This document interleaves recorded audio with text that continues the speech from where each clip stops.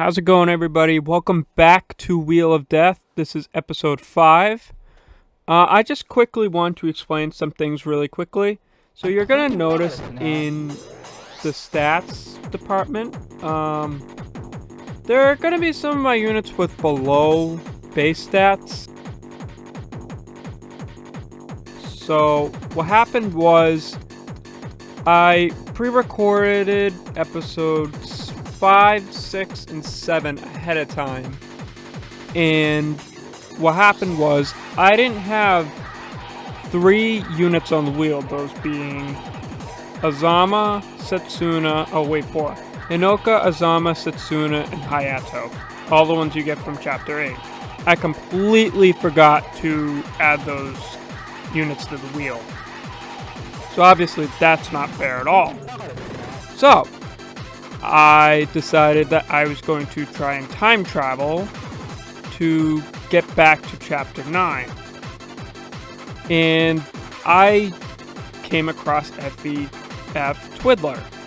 And that is how I managed to get everybody's stats somewhat accurate to where they were, and everybody's levels to where they were previously.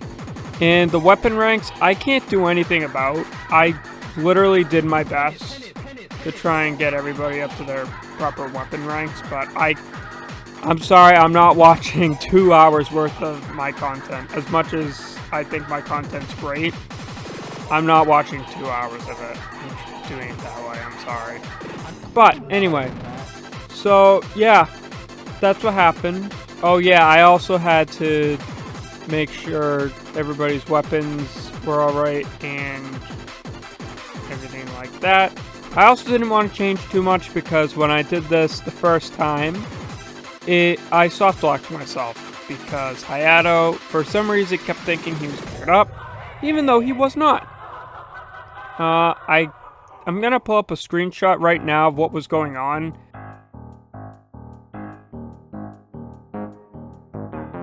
But it was literally the most strangest thing I've ever seen. But I did manage to figure out why that was. So, this is for anyone using FEF Twiddler. When you are time traveling, make sure you exit out of the chapter. Make sure you do not save when you're on the chapter preparation menu. So,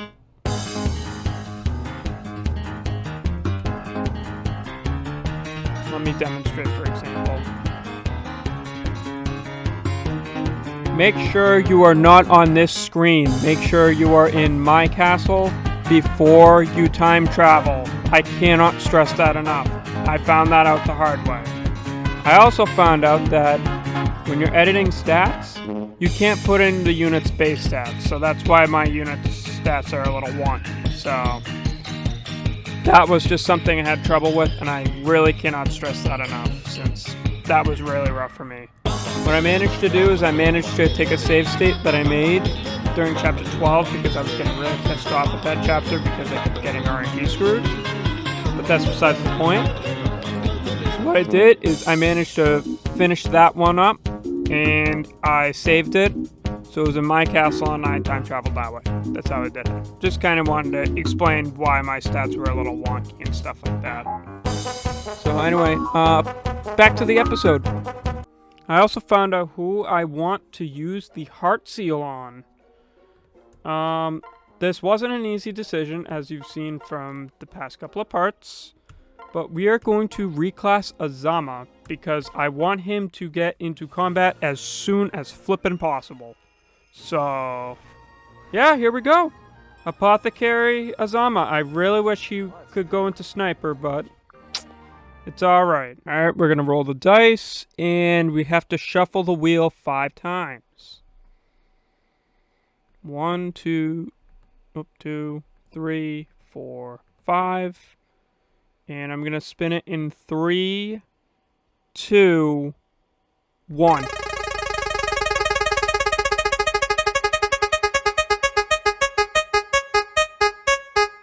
Ooh, oh. I mean, it could be worse, if I'm gonna be completely honest. I'm just happy it's not Setsuna, Hana, Azama, or Tsubaki right now, because they're kind of close to getting married. So yeah, rest in peace, Kaze. Alright, so I'm back from my preparations, and my preparations were give a delicious meal to Hinoka and some other units, and give Hinoka a strength tonic. That's literally all I did. So she has +4 strength, which I'll explain why later on. And that's about it. I don't need anything else, because I'm going to utilize the power of attack stance in this map. And I literally cleared out all these enemies in 1.5 turns, and you're about to see that right now. Let me demonstrate.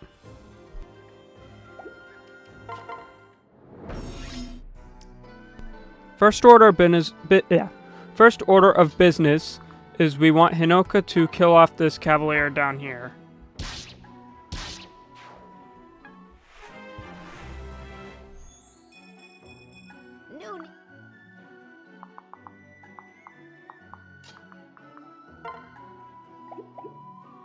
Now we have a few things to do this turn, but we can just start with this. Because this is probably the worst hit rate we're going to face during these next 2 turns.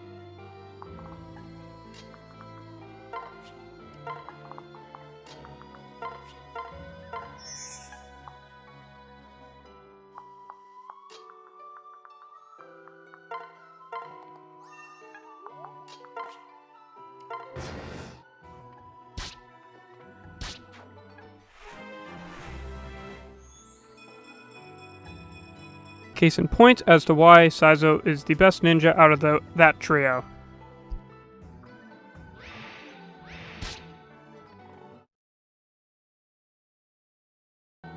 Now Hinoka and Silos are going to start moving south.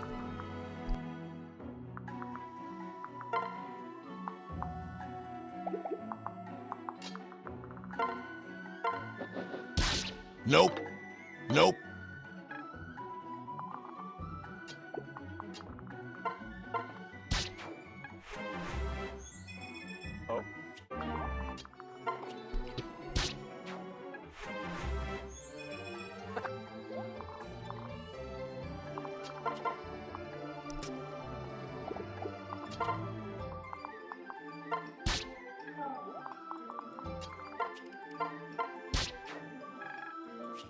And there's our 2 captures for the map, so Orochi can just hang out in the center.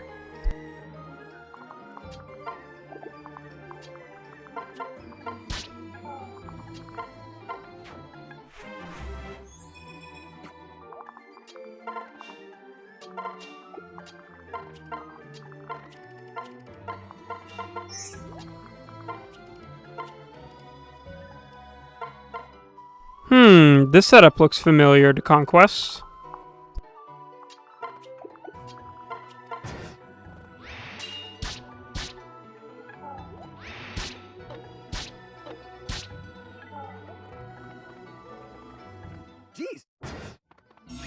We want Oboro and Hinata to move north, because that's where we want them to be, because we're going to split our army in two, and the supports that we want to reach with them will be on the left side as opposed to the right, because the enemies are a lot more flimsier and easier to kill.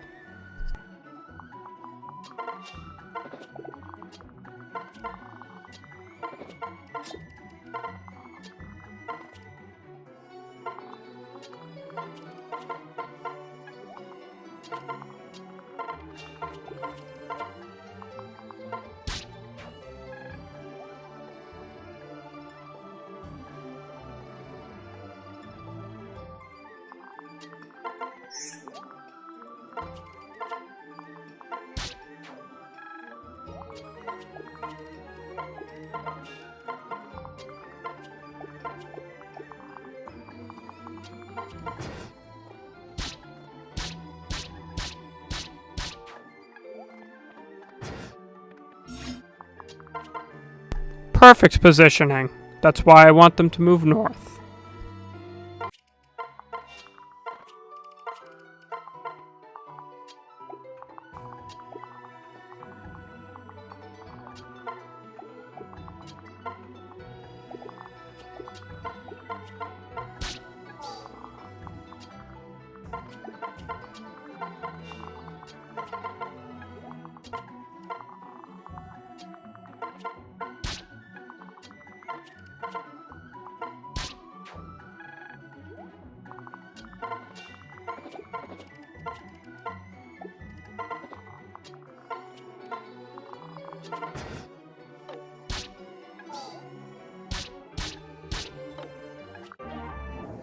And that's why, folks, you always check your weapons, because I accidentally had the javelin equipped when I really should have had the brass naginata.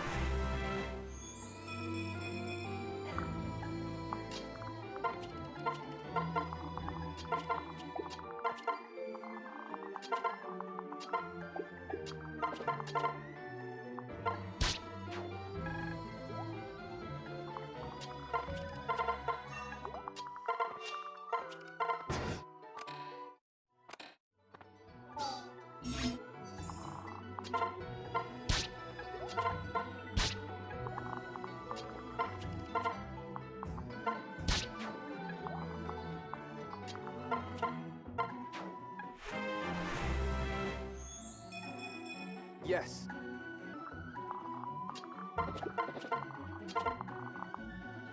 While we have the time, I might as well give my opinion on Oboro and Hinata. And they are polar opposites of each other. Especially as Oboro misses, Oboro is probably one of my favorite units in this whole entire game, mainly because of her all-around growths and her base class. I think those two things really mix really well together. And yeah, and she has the Apothecary class as her alternate, which I don't know what insane maniac is going Apothecary, but I definitely think that Merchant can work with her as well.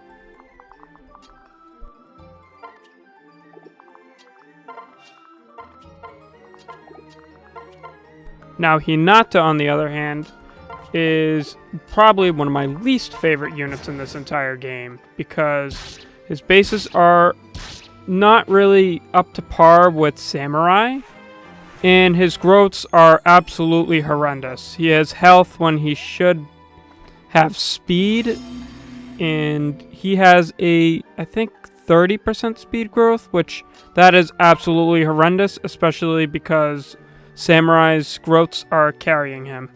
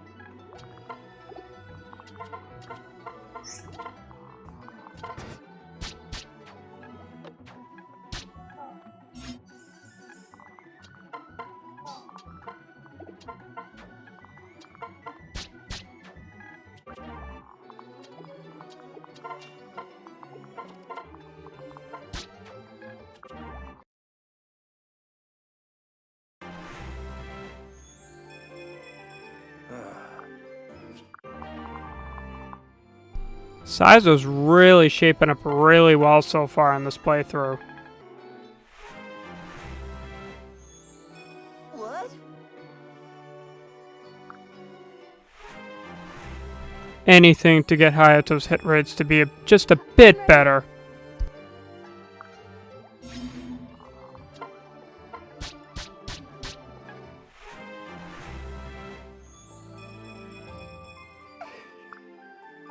So, that's it for the reinforcements. So now all we have is the 3 paired up knights and dark mages, and 1 paired up knight with a outlaw.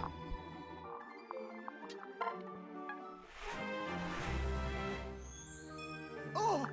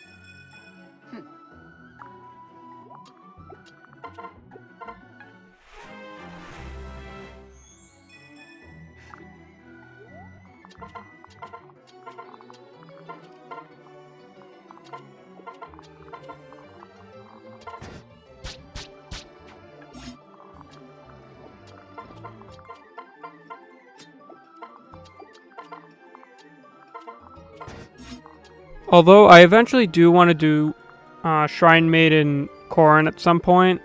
I don't know if that's going to be on this playthrough or not, but I want to prioritize Hinoka and Azura as much as I can, because I think inspiration on Hinoka would be amazing, especially stacked on top of her personal skill.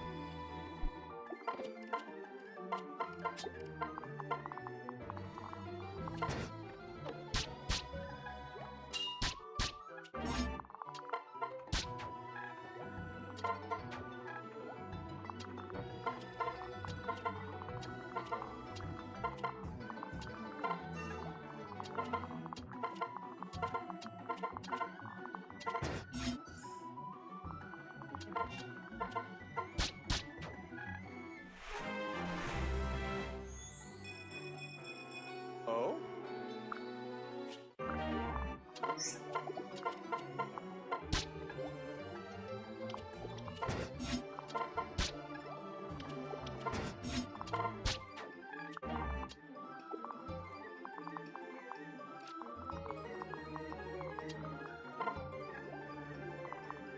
I've also worked on every single support I want to on this map, so I'm just going to give the boss kill to someone who needs the experience the most. Why don't you look at that? Mozu's our lowest level unit, and she has weapon triangle advantage. Definitely didn't plan that one out, did I?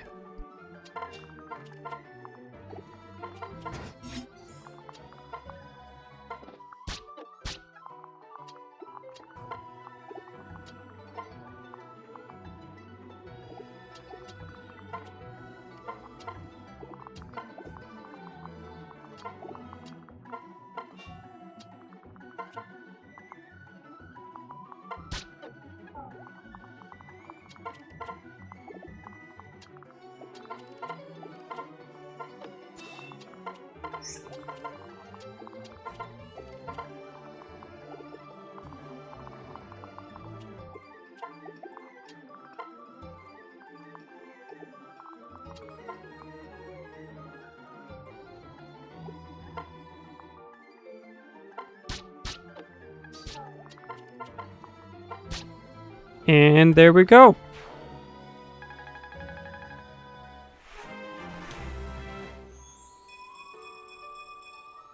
And a great level up to finish off the episode. Why don't you look at that? Or is it the end of the episode? Alright, stick around because we're going to be doing Invasion 1 right now.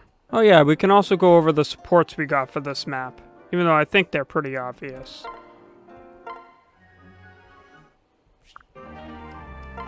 Both of the supports that we wanted for Mozu. Zaman Hayato, one of the supports that we wanted. They're not going to get up yet because they're already at B.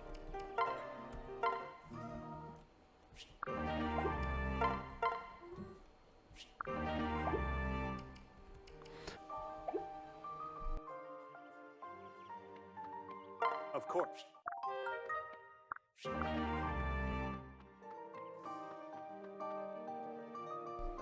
Oh yeah, let's check out our new prisoners. So I don't know if I showed the first one, but the first one I captured the Cavalier in the middle. He had like 1 health anyway, so I was like, eh, why not?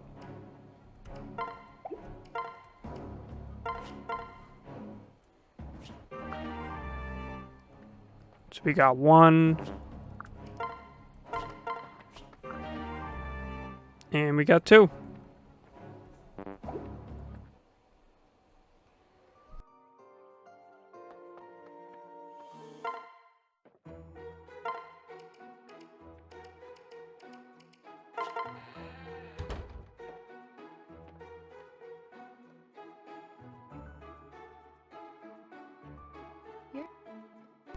Get out of the private quarters. We don't need it smelling like weed. What the hell is going on?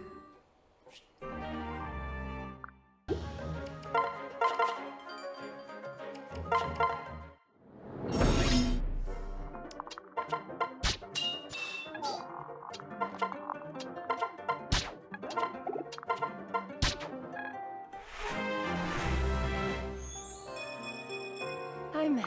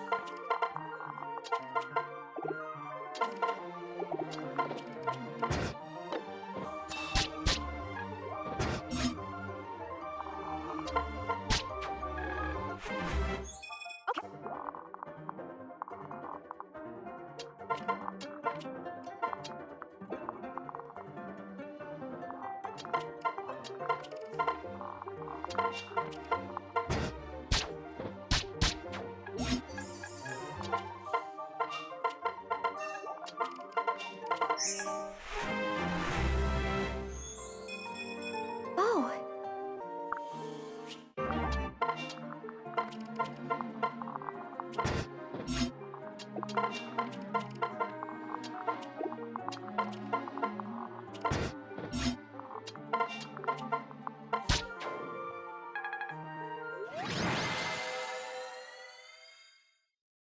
Alright, that'll do for this episode. Sorry there wasn't much commentary during this map. It's a little late at the time I'm recording this. And it's also finals week, and I kind of just wanted to bang out a video just so you guys have something to watch while I'm studying for that. So you probably won't see an upload for, I think, another week, I'd say. Don't expect another upload for another week. And wish me luck for finals, and I will see you hopefully next Thursday is when I'll upload next. So take care.